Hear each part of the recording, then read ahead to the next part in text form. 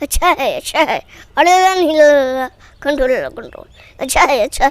आ गए मेरे मौत का तमाशा देखने, ये भाई साहब मुझे फांसी पे चढ़ाएंगे, जो बाहर आएगी आके बाहर आएगी। बकला ऐसा है, प्याज को इतना बढ़ाते हो, हमने भैंसा लाइट को भैंसा का दूध का होता से इतनी सा भी नहीं बढ़ा है।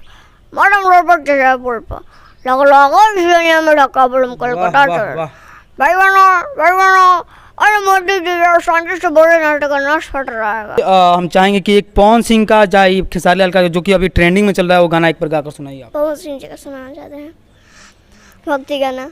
अलग रूप में माई रहेलू हरमेश, अलग रूप में माई रहेलू हरमेश, कबहू बनी के सती कुवारी चली जालू दूर देश, भाव से निकली के खुद संभली के तू रहेलू रूप बदली के, भाव से निकली के खुद संभली के तू रहेलू रूप बदली के, धके नर्तन मन शक्ति के महिमा अगम दिशेष, धके नर्तन मन शक्ति के महिमा अगम दिशेष, कबहू बनी के सती कुंवारी